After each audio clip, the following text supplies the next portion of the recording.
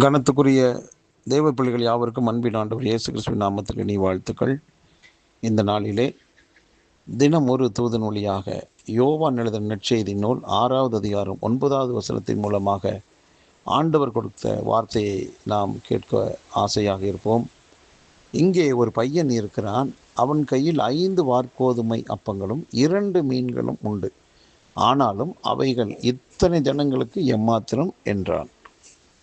அன்பானவர்களே, மிக பிரம்மாண்டமான ஒரு கூட்டம், கிட்டத்தட்ட ஒரு 25,000 பேர் இருக்கக்கூடியதான கூட்டத்தில் அனைவருக்கும் உணவு கொடுக்க வேண்டிய ஒரு நிலை ஆண்டவர் விரும்புகிறார். ஆனால் கையில் ஒன்றுமில்லை. ஆனால் ஒரு சின்ன பையன்கிட்ட தான் இருக்குது 5 அப்பமும் 2 மீன். இதை வாங்கின பிறகு இது எம்மாத்திரம், இது எத்தனை பேர்த்துக்கு கொடுக்கறது, இது இத்தனை பேர்த்துக்கு கொடுக்கறதுக்கு சாத்தியமா என்ற கேள்வியெல்லாம் எழும்புகிறது. ஆனால் அனைவருக்குமே திருப்திகரமான நிறைவான விதங்களிலே ஆண்டவர் உணவு கொடுக்கிறார். சாப்பிட்டு சந்தோஷமாக புறப்பட்டு போகிறார்கள். மீதியாக 12 கூடை நிரம்ப எடுக்கிறார்கள். இது ஒரு அற்புதம். அன்பானவர்களே, நம்ம கையில் இருக்கிறத தான் நம்ம பார்த்து ஒரு கணக்கு போடுறோம். ஆனால் கர்த்தருடைய திட்டத்தை பார்த்து, கர்த்தருடைய தாராளத்தை பார்த்து, கர்த்தருடைய வல்லமையை பார்த்து, கர்த்தர் செய்யக்கூடிய அதிசயங்கள் அற்புதங்கள் செய்யும் அந்த வல்லமையான காரியத்தை பார்த்து, அவருடைய நாமத்தை பார்த்து நாம் முடிவெடுக்கிறதுல சற்று பின்தங்கி இருக்கிறோம். ஆகவே இன்றைக்கு ஆண்டவர் பேசுகிற காரியம் என்னென்னா, கூட்டம் மிக பிரம்மாண்டமான கூட்டம்தான், தேவைகளும் மிக மிக அதிகமான தேவைகள் தான், இருப்பது கொஞ்சம்தான். இது கண்களுக்கு தெரிகிறது. ஆனால் கண்களில் அற்புதங்களை, கண்கள் காணாத அற்புதங்கள் அற்புதமான மண்டலத்தில் இருக்கத்தான் செய்கிறது. அது விசுவாச மண்டலத்தில் இருக்கத்தான் செய்கிறது. அதை பார்க்கும்படியாகத்தான் நம்முடைய கண்களுக்கு தெரியவில்லை, மாம்ச கண்களுக்கு தெரிவதில்லை. ஆவிக்குரிய கண்கள் திறக்கப்பட்ட இயேசு கிறிஸ்துவுக்கு தெரியும். இன்னும் 25,000 பேர் இருந்தாலும் அவர்களுக்கும் இந்த 5 அப்பம் 2 மீனை வச்சு போஷிக்க முடியும் என்று விசுவாச பார்வை அவருக்கு இருந்தது.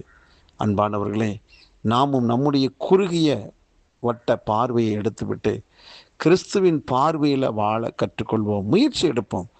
ஆண்டவருடைய அந்த விசுவாச பார்வை எனக்கும் தேவை என்று சொல்லி ஆண்டவரிடத்தில் எதிர்பார்ப்போம், ஆசைப்படுவோம். அப்படிப்பட்ட விசுவாச பார்வை நமக்கும் கிடைக்கும்.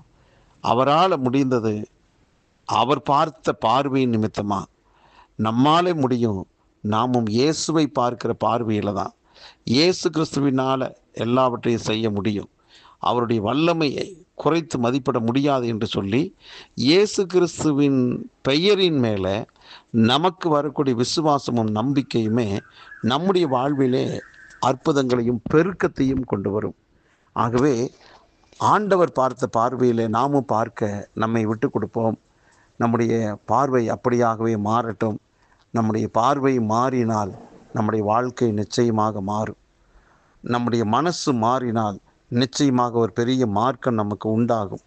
ஆகவே மனதை புதிதாக்க, மனதை மாற்ற கர்த்தருடைய வார்த்தையையே அதிகமாக தியானிப்போம். அதை குறித்து யோசிப்போம். கர்த்தரின் அற்புத செயல்களை குறித்து அடிக்கடி மற்றவரிடத்தில் பேசுவோம். இப்படி பேச நமக்குள்ள விசுவாசம் பெருகும். அதன் மூலமாக அற்புதங்கள் நடக்கும். ஜெபிக்கலாமா? நல்ல தகப்பனே, இந்த நல்ல வேலைக்காக நன்றி. தேவைகள் எவ்வளவு அதிகமாக இருந்தாலும் உம்மால் சந்திக்க முடிந்தது உம்முடைய விசுவாச பார்வையினாலே. அதே விசுவாச பார்வையும் ஆண்டவரே எங்களுக்குள்ள வெளிப்படுவதாக, அதற்கேற்ற வண்ணமாக எங்களுடைய மனநிலை மாறுவதாக, உம்முடைய வார்த்தை குறித்தான விசுவாசம் ஆண்டவரே எங்களுக்குள்ள அதிகரிப்பதாக, உம்முடைய நாமத்தின் வல்லமை மிகப்பெரியது என்பதை நாங்கள் ருசித்து பார்க்கட்டும். இதை கேட்டுக்கொண்டிருக்கிற எல்லாருடைய வாழ்வில் அனுதினமும் அற்புதங்களும் அடையாளங்களும் ஆசீர்வாதங்களும் உண்டாவதாக வாழ்த்தி ஆசீர்வதிக்கிறேன். இயேசு கிறிஸ்துவின் நாமத்தில் ஜெபிக்கிற நல்ல பிதாவே, ஆமென்.